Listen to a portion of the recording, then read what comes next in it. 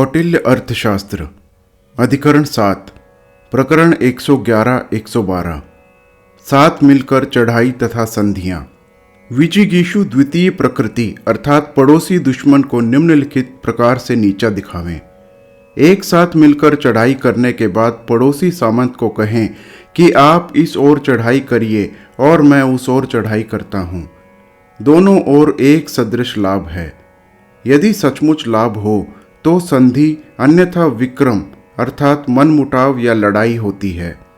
संधि के परिपणित तथा अपरिपणित यह दो भेद हैं। परिपणित संधि, आप इस देश पर चढ़ाई करिए और हम इस देश पर चढ़ाई करते हैं। इस ढंग की देश विषयक संधि को परिपणित देश संधि कहते हैं। आप इतने समय तक लड़िए और मैं इतने तक लड़ूंगा। इस प्रकार की समय संबंधी संधि को परिपणित काल संधि और आप इतना काम करें और मैं इतना काम करूंगा, ऐसी कार्य विषयक संधि को परिपणितार्थ संधि के नाम से पुकारा जाता है। यदि वह समझे कि चढ़ाई करते समय दूसरे को नदी, पहाड़, जंगल, किले तथा रेगिस्तान को पार करना पड़ेगा, रास्ते में खाना, घास, चारा, लकड़ी, पानी, आदमी आदि कुछ भी न मिलेगा, इस स्थान पर बहुत ही दूर है और अन्य स्थानों से सर्वथा भिन्न है तथा वहाँ छावनी बनाने का कोई भी स्थान नहीं, परंतु हमको चढ़ाई करते समय ऐसे देशों तथा स्थानों में से न गुजरना पड़ेगा, तो परिपणित देश संधि कर ले। यदि वह समझे कि दूसरे को भयंकर गर्मी, सर्दी, बीमारी आदि से युक्त देश में से गुजरना पड़ेगा, जहाँ की सैनिकों के लिए भोजनादि पर्याप्त राशि में ना मिलेगा, छावनी बनाने में रुकावटें पड़ेंगी, कार्य सिद्ध करने में पर्याप्त समय लग जाएगा, परंतु हमको यह सब काल संबंधी बाधाएं न झेलनी पड़ेंगी। इस प्रकार काल को सन्मुख रखकर परिपणित काल संधि कर ले। या वह यह समझे कि चढ़ाई करते समय दूसरे को तुच्छ काम, प्रकृति कोप, दीर्घ समय, भयंकर हानि, भयंकर खर्च, विघ्न, निंदनीय, अधर्म, उदासीनों के विरुद्ध तथा मित्र नाशक काम आदिकों का सामना करना पड़ेगा तथा मैं इन झमेलों से बचा रहूंगा, तो परिपणितार्थ संधि कर ले।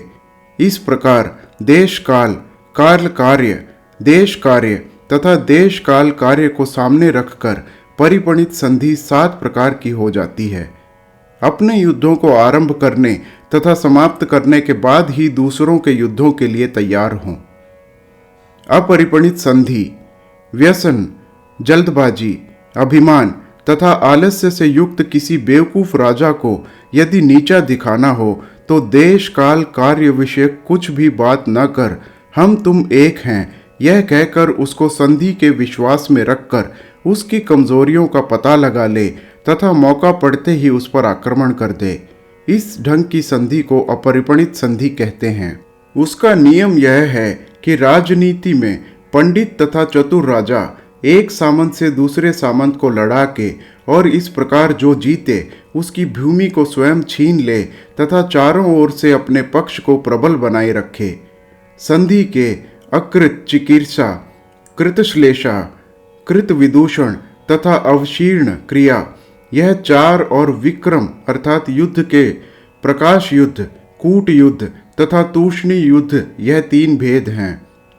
अकृत चिकीर्षा, समाधि उपायों से नई संधि करना तथा उसमें छोटे बड़े तथा समान राजाओं के अधिकारों का उचित रूप से ख्याल रखना अकृत चिकीर्षा अर्थात नई संधि करना कहलाता है। कृतश्लेषण, मित्र लोगों के बीच में डालकर जो संधि की जाए, जिसका प्रतिपालन आवश्यक हो, जिसकी लिखी शर्तें तथा बातें सुरक्षित रखी जाएं और जिसके कारण पुनः लड़ाई, मनमुटाव की संभावना हो, उसको कृतश्लेषण अर्थात आपस में दृढ़ रूप से जोड़ने वाली कहा जाता है। कृत विदूषण, बागियों तथा गुप्तचरों के द्वारा शत्रु का संधि भंग करना, सिद्ध करके संधि तोड़ना कृत विदूषण अर्थात किए हुए को भंग करना कहता है। अवशीर्ण क्रिया, भृत्य, मित्र या राज्यापराध के कारण बहिष्कृत व्यक्ति के साथ पुनः संधि करना अवशीर्ण क्रिया अर्थात टूटे को मिलाना कहा जाता है। इनमें पृथक होकर पुनः मिल जाने के 4 कारण हैं। कारण से पृथक होकर पुनः मिलना, विपरीत कारण, कारण से पृथक होकर अकारण ही पुनः मिलना। और विपरीत कारण, कारण से पृथक होकर पुनः मिलना। स्वामी के दोष से पृथक होकर उसके गुण के कारण मिलना या शत्रु के गुण से पृथक होकर उसके दोष के कारण मिलना इसी का उदाहरण है। विपरीत, शत्रु तथा मित्र के गुण का ख्याल न कर अपने दोष से या अकारण ही पृथक होकर मिलने वाला व्यक्ति चल बुद्धि होने के कारण संधि के योग्य नहीं है। कारण से पृथक होकर अकारण ही पुनः मिलना, वही मनुष्य इसमें सम्मिलित है जो कि स्वामी के दोष से पृथक होकर अपने ही दोष से आकर मिले। विपरीत, अमुक व्यक्ति शत्रु के द्वारा भेजा जाकर या दुष्टता से अपकार करने की इच्छा रखकर या शत्रु को नष्ट करने वाले को मेरा अमित्र समझकर और इसलिए डर कर या मेरे नाश के लिए उद्यत शत्रु को उपकार की इच्छा से छोड़कर मेरे पास आया है, इत्यादि बातों पर विचार करने के बाद जिसको भला समझे उसका आदर सत्कार करे और विपरीत बुद्धि वाले को दूर रखे। जो लोग अपने दोष से जावें तथा शत्रु के दोष से आवें, वह अकारण से गए और कारण से आए समझे जाएं। यह मेरी कमी पूरी करेगा या इसका यहीं पर रहना उचित है या इसके साथी दूसरे स्थान पर संतुष्ट नहीं हैं या यह शत्रु से लड़कर मेरे मित्रों के साथ मिल गया है या लोभी तथा क्रूर शत्रु संग से या दूसरे से घबराया हुआ है, इत्यादि बातों को जानकर जैसा उचित समझे करे। पुराने आचार्यों का मत है कि उन लोगों को साथ में नहीं लेना चाहिए जो कि काम में नुकसान उठा चुके हैं या शक्ति से रहित हैं या विद्या को बेचते हैं या आशाहीन हैं या देश को प्राप्त करने के लोभी हैं या अविश्वासी हैं या बलवान के साथ युद्ध कर रहे हैं। परंतु कौटिल्य इस काम को भयंकर व्यवहार शून्य तथा सहनशीलता रहित समझते हैं। उनके मत में वही व्यक्ति त्याज्य है जो कि अपना नुकसान करे और जो शत्रु को नुकसान पहुंचावे उसके साथ संधि करना चाहिए। जो दोनों का ही अपकार करे उससे सावधान रहना चाहिए। यदि किसी असंघेय अर्थात जो व्यक्ति संधि के योग्य नहीं है राजा के साथ बाधित होकर संधि करना पड़े तो उसकी शक्ति जिस ओर बहुत ही अधिक हो उस ओर अपने आप को बचाए।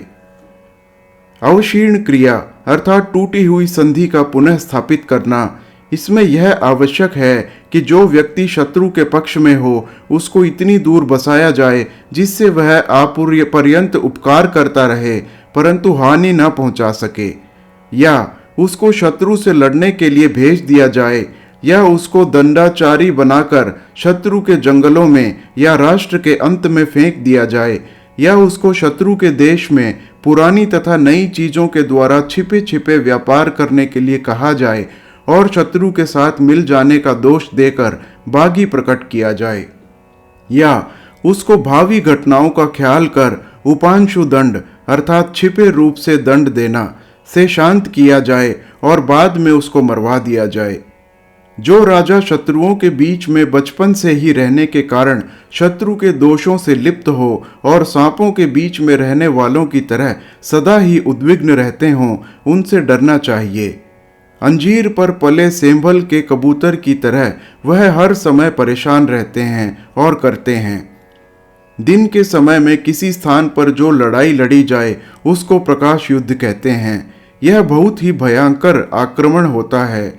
प्रमाद या विपत्ति में लीन राजा इसमें नष्ट हो जाते हैं। जिस युद्ध में एक ओर लड़ाई और दूसरी ओर घूंस दिया जाता हो उसको कूट युद्ध कहते हैं। तूष्ण युद्ध वह है जिसमें षड्यंत्र के द्वारा शत्रु के मुख्य व्यक्तियों को अपने पक्ष में कर लिया जाए। हर हर महादेव।